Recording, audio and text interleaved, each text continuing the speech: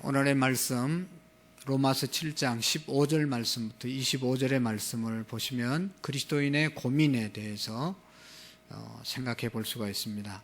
오늘 우리 모두가 예수 믿는 사람으로서 여러분들 가진 고민이 무엇입니까? 세상 사람들은 한마디로 고민이 어떻게 하면 좀 더 잘 먹고 좀 더 잘 살 수 있을까? 사업하시는 분은 그런 면에서 어떻게 하면 사업을 좀 더 일으킬 수 있을까?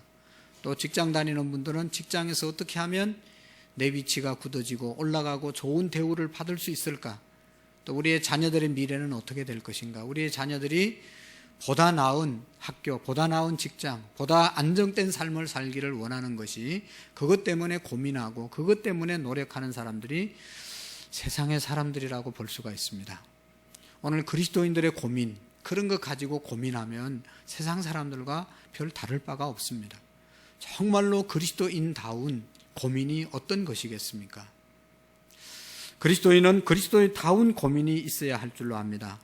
저는 어릴 때부터 이제 교회를 다녔기 때문에 어릴 때 교회 다닐 때는 이제 초등학교 때는 성경학교라고 하는 걸 하잖아요. 성경학교를 1년에 한두 번씩 하는데 하고 나면 얼마나 마음이 기쁜지 모릅니다. 할 때도 재미있고 끝나고 나면 하나님 말씀으로 충만히 은혜를 받았기 때문에 마음이 너무 기쁘고 이제는 죄 안 짓고 신앙생활 열심히 하고 정말로 하나님의 말씀대로 살아야 되겠다, 그런 다짐과 결심을 하게 됩니다. 중고등학교 때는 수련회를 많이 참석했습니다. 수련회 참석하면 또 성경학교와 다르게 3박 4일, 2박 3일 이렇게 해서 집중적으로 이렇게 합숙을 하면서 말씀을 공부하고 또 말씀을 실천하는 것들을 훈련하기 때문에 끝나고 나면 너무 믿음이 좋아진 것 같고 이제는 하나님 말씀대로 살 수 있을 것 같아요. 이제는 열심히 성경도 보고 이제는 열심히 기도도 하고 이제는 열심히 전도도 하고 살 수 있을 것 같아요. 그런 시절을 중고등부 때 보냈습니다. 그리고 이제 작년부가 돼서는 이제 부흥회를 하잖아요. 수련회도 가지만 부흥회 하고 나면 또 얼마나 마음이 기쁜지 모릅니다. 강사님들의 말씀을 듣고 다짐하고 결심하고 그래서 용기가 생기고 이렇게 살아야 되겠구나. 또 어떤 특별한 집회에 참석하면 너무나 많은 은혜를 받고 감동을 받고 이제는 성경 하루에 몇 장씩 꼭 읽어야 되겠다.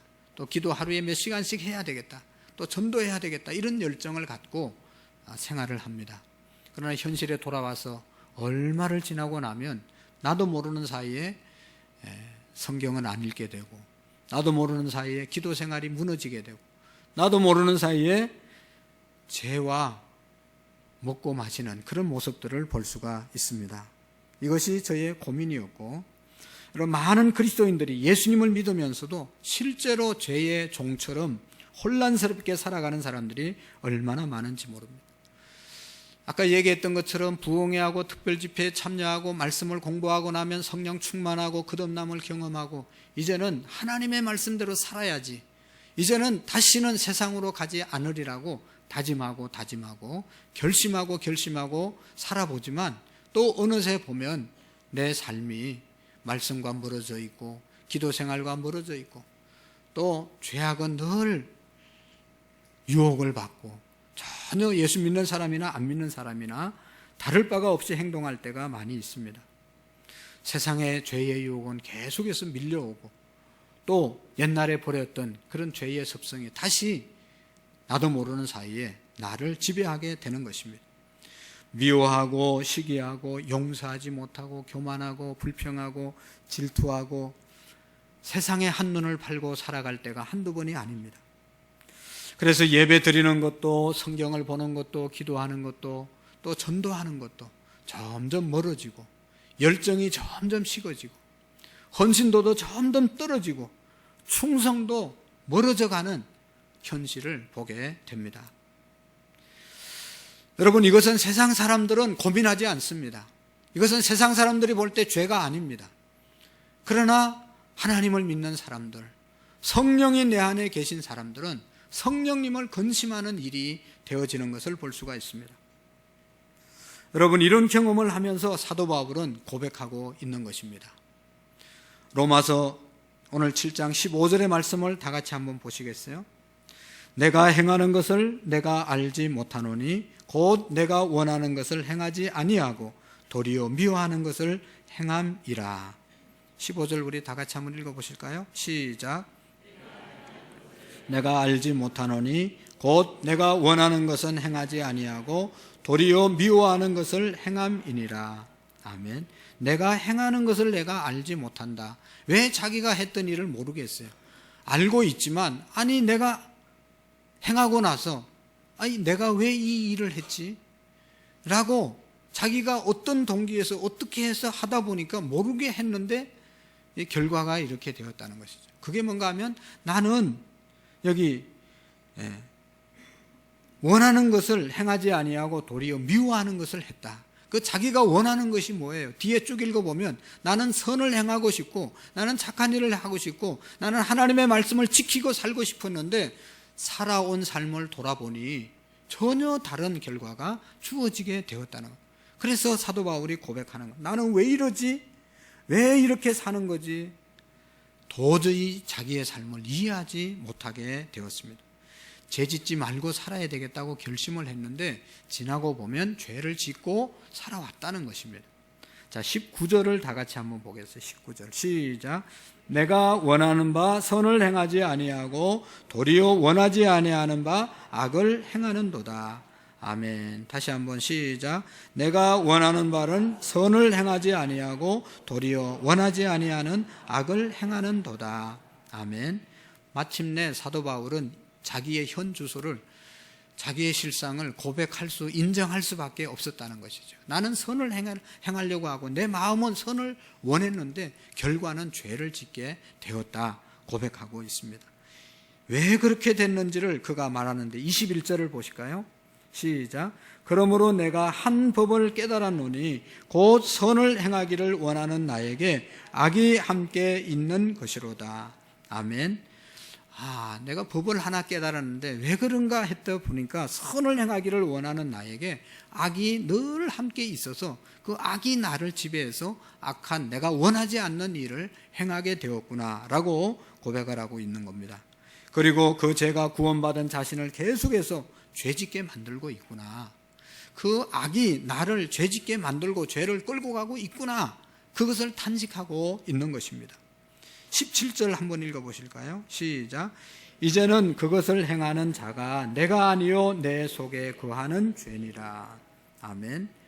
나는 착한 일을 하고 싶고 나는 제대로 하나님 말씀대로 살고 싶지만 내 안에 죄가 있기 때문에 그 죄가 계속 나를 끌고 간다는 겁니다. 20절 말씀을 보세요. 만일 내가 원하지 아니하는 그것을 하면 이를 행하는 자가 내가 아니요 내 속에 거하는 죄니라. 아멘. 22절 봅시다. 내 속 사람으로는 하나님의 법을 즐거워하되 내 지체 속에서 다른 법이 내 마음의 법과 싸워 내 지체 속에 있는 죄의 법으로 나를 사로잡는 것을 보도다.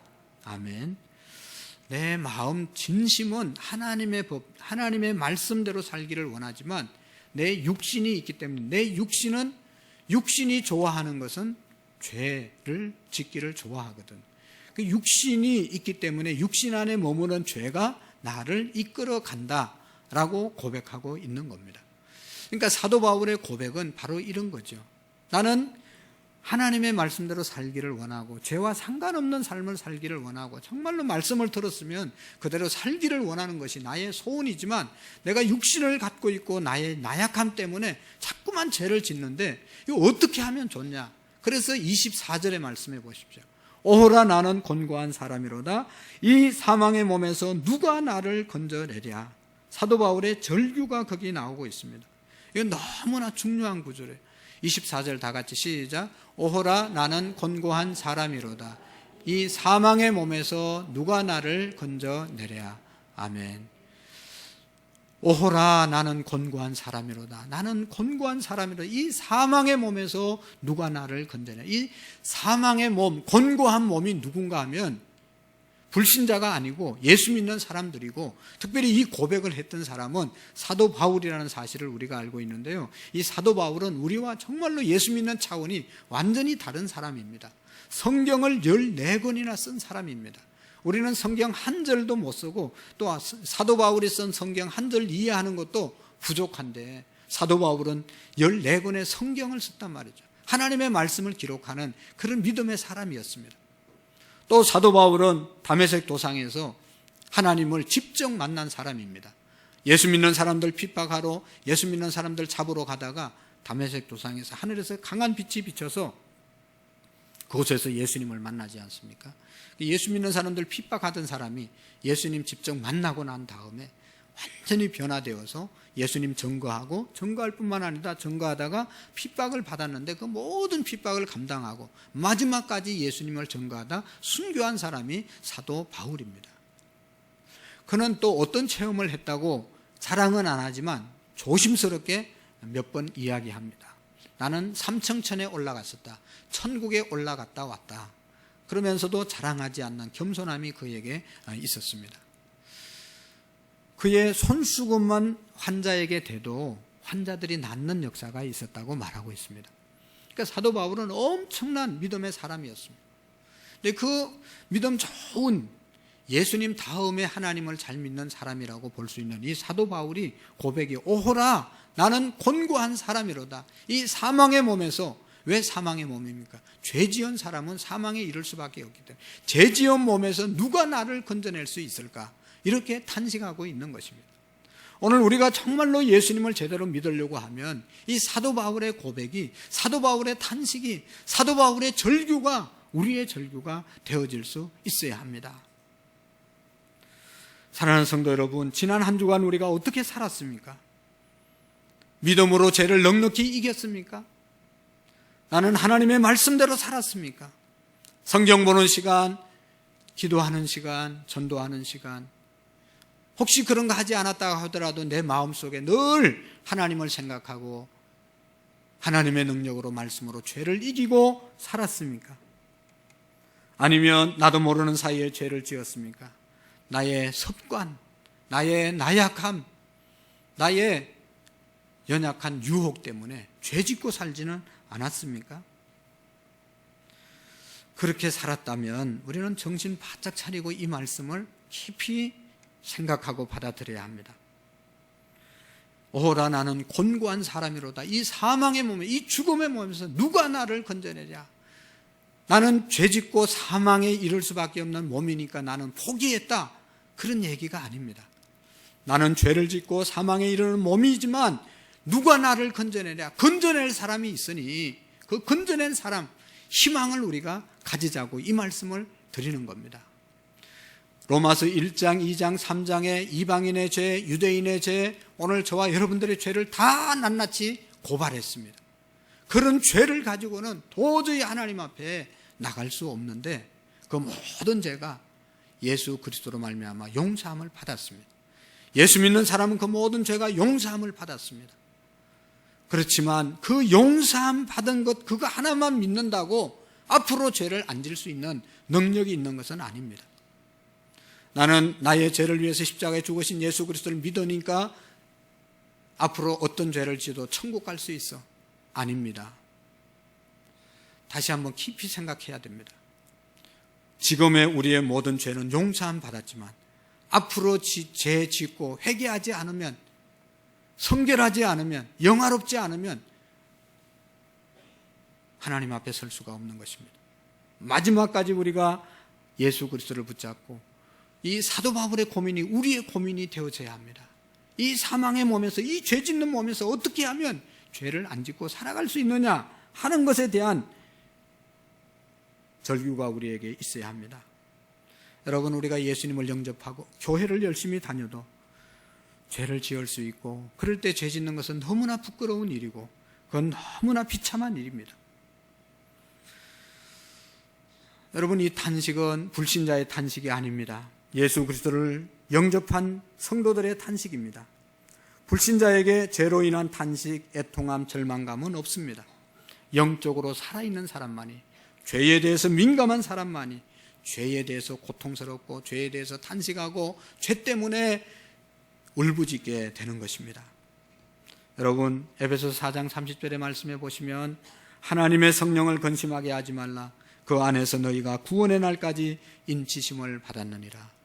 여러분, 우리가 예수님을 영접하는 순간 하나님의 영인 성령이 우리 가운데 임하십니다. 그 하나님의 영은요, 우리가 어떻게 사느냐에 따라서 그 하나님께서는 우리 마음속에 계시는 예수님, 성령님은 우리가 죄지면 슬퍼하십니다. 탄식하십니다. 안타까워하십니다. 그러나 하나님의 뜻대로 살면 너무너무 성령님께서 기뻐하시는 거예요. 구원받은 그리스도인들이 성령을 근심시키는 것을 느낄 수가 있습니다. 성령님께서, 하나님께서 기뻐하지 않는 삶을 살면 내 마음이 성령님이 탄식하시고 괴로워하시는 겁니다. 여러분 보세요. 내가 말씀을 읽지 않고, 내가 기도 시간을 게을리하고, 내가 용서해야 될 사람을 용서하지 못하고 미워하고 살아가고, 내가 사랑할 사람을 원수 맺고 살아가면 우리의 마음이 평안합니까? 주일이 되면 하나님 앞에 예배하러 와야 되는데 예배 안 드리고 한 주간을 보내면 마음이 평안합니까? 또 우리가 하나님 앞에 봉사와 헌신과 또 11조 헌금과 뭐 여러 가지 헌신의 삶을 살아가는데 그거 안 하면 마음이 평안합니까? 아마도 오늘 나오신 분들 대부분은 불편해서 한 주간 동안 주일날 교회 안 오면 불편함을 느낄 겁니다. 그리고 하나님 앞에 11조 예물이나 또 이런 헌금을 제대로 안 드리면 마음이 불편할 겁니다. 왜 그렇습니까? 성령님이 내 마음속에 계셔서 나를 인도하시기 때문인 것입니다. 성령님이 불편해 하시는 겁니다. 불신자에게는 물론 이런 죄책감은 없습니다. 이런 감정이 없습니다. 성령님을 모시고 사는 사람만 느낄 수 있는 느낌이고 근심인 것입니다. 그리고 우리의 영이 죽지 않았다는 증거가 바로 이런 것들 때문에 고통스러워하는 것이 영이 살아있는 사람입니다. 어떤 청년이 한 청년이 목사님께 와서 상담을 했습니다. 목사님, 제 영의 상태는 너무나 불완전합니다. 내 영은 너무 무디어져 있습니다. 내가 17년 동안 예수님을 믿었는데 나의 영혼은 아직도 둔감하고 아직도 불안합니다. 어떻게 하면 좋겠습니까? 제 마음이 너무 차가운 상태이고 위험한 상태입니다. 상담을 했습니다. 그러나 목사님은 그 청년에게 이런 말을 했습니다. 마음이 굳어져 있다고 생각한 한 사람에게 보낸 성 버나드의 글을 들려주었습니다. 내 형제여, 자기의 마음이 굳어져 있다는 것을 모르는 사람의 마음이 굳어져 있는 것입니다. 자기가 완고하다는 것을 모르는 사람만이 완고해져 있는 것입니다. 라고 이야기를 했습니다. 여러분, 내 마음이 완고해짐을 모르고 있는 사람이 완고한 것이고, 늘 내 마음, 내 영혼 때문에 근심하고 걱정하는 사람은 이건 살아있는 사람인 것이죠. 여러분, 우리는 죄를 지을 때마다 우리가 버림받지 않을까 두려움을 느낍니다. 이런 두려움 때문에 상담하시는 분들이 가끔 있습니다. 저는 그분들에게 이렇게 말하고 싶습니다. 그들은 한결같이 애통함과 내적인 고통, 두려움을 가지고 있습니다. 분명히 예수님을 믿었고 성령 체험도 했고 은혜도 받았는데 죄 지으면 어떻게 되는 겁니까? 이제 다시 돌이킬 수 없는 것 아닙니까? 이렇게 질문할 수가 있습니다. 여러분, 이렇게 질문하고 이렇게 고민하는 사람은 그건 아주 살아있는 영혼입니다. 죄를 짓고도 아무 감각이 없는 사람, 이런 사람이 큰 문제입니다. 그것 때문에 괴로워하고 그것 때문에 안타까워하고 그것 때문에 절망하고 그것 때문에 힘들어하면 그것은 성령의 사람입니다. 사랑하는 성도 여러분, 우리가 예수님을 믿고도 다시 죄를 짓느냐 하는 것보다 더 문제는 뭔가 하면 내가 죄인인 것을 모르고 죄를 짓고도 죄를 지었다는 사실에 대해서 무디어져 있는 것이 더 큰 문제라는 사실을 우리가 기억해야 합니다. 죄로 인해서 괴로워하고 죄로 인해서 애통해하고 죄로 인해서 정말로 힘들어하는 그런 마음이 없는 것이 죄를 짓는 것보다 더 나쁘다는 것입니다.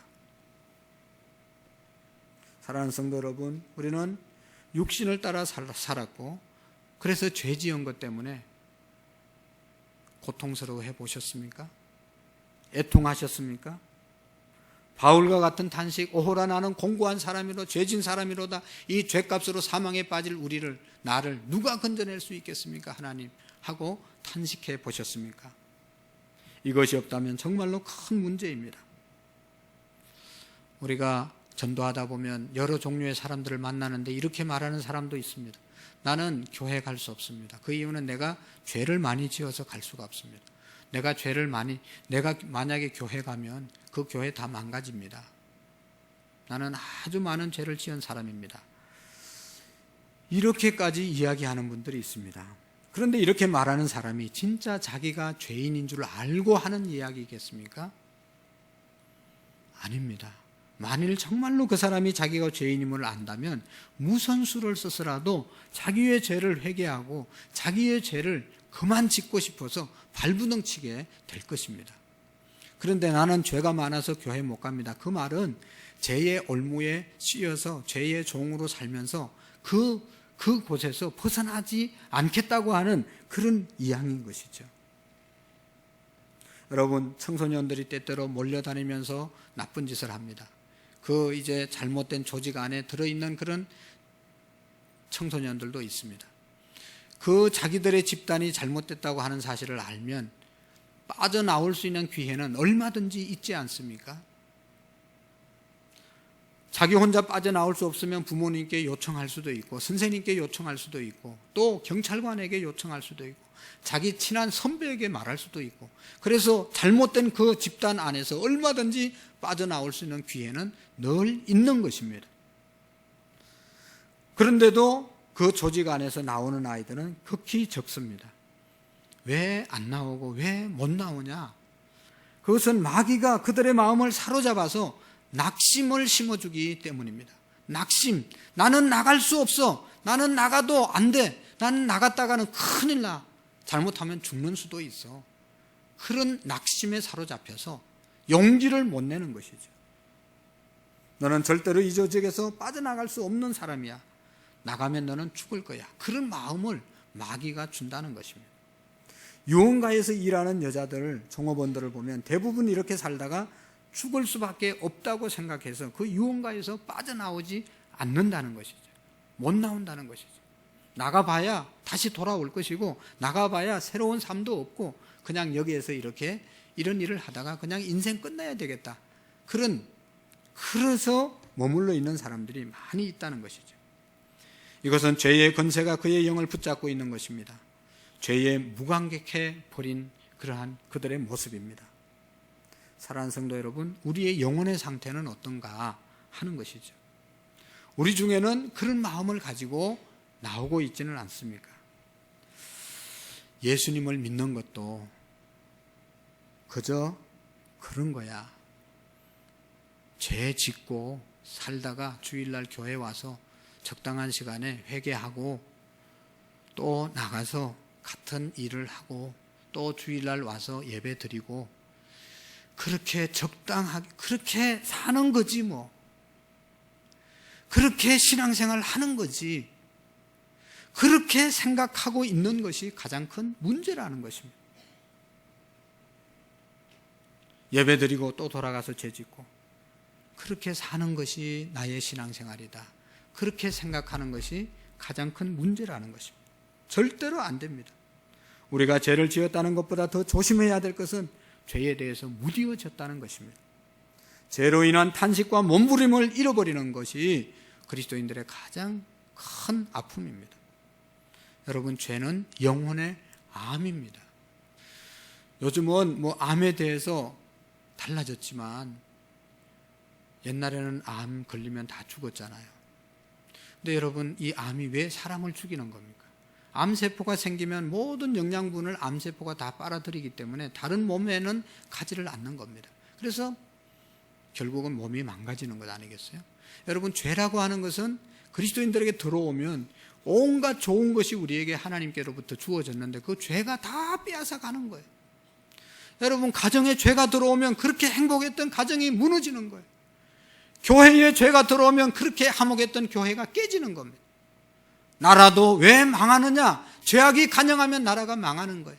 국방력이 약해서 경제가 어려워져서 망하는 게 아니고 이 민족의 죄가 가득하면 한순간에 망하는 겁니다. 이 죄에 대해서 여러분 병원에 갔을 때 당신 암입니다 라고 진단을 받을 때 그 느낌이 어떨 것 같습니까? 안 당해보신 분들은 모르겠지만 얼마나 낙심하고 얼마나 절망하고 얼마나 마음이 힘들겠어요. 오늘 우리 그리스도인들이 죄를 짓고 그 죄에 대한 느낌은 병원에 가서 당신은 암입니다 라고 하는 그 말을 듣는 느낌으로 죄를 받아들여야 되는 겁니다. 당신은 암입니다 라고 얘기해도 감기 걸린 것처럼 아무렇지도 않게 받아들이는 사람은 이건 보통 사람이 아니죠. 이건 죽을 병에 걸린 겁니다. 여러분, 그리스도인들이 죄를 짓고도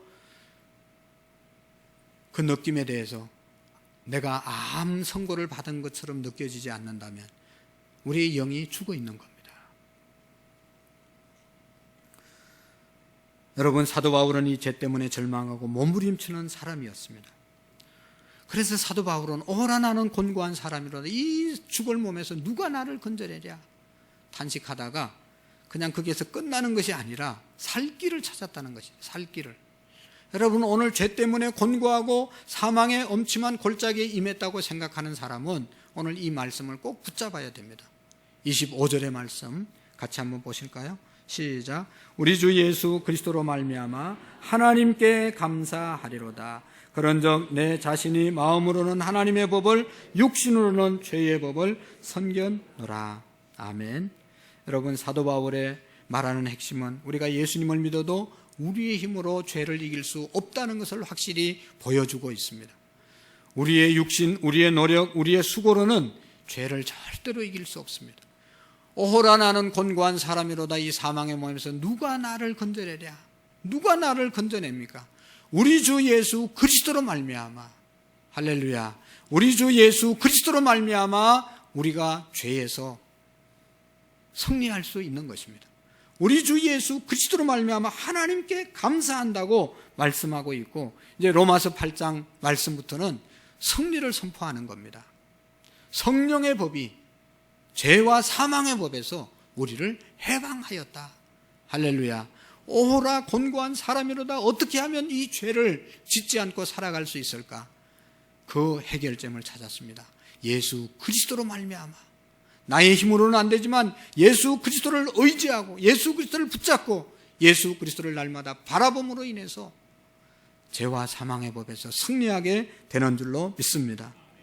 여러분, 우리가 교회를 아무리 나와도 예수님을 믿는다고 말은 하지만 마음속에 예수님을 바라보는 마음이 없으면, 예수님을 모신 마음이 없으면, 예수님과 항상 함께하지 않으면 우리는 죄로부터 이길 수가 없는 것입니다.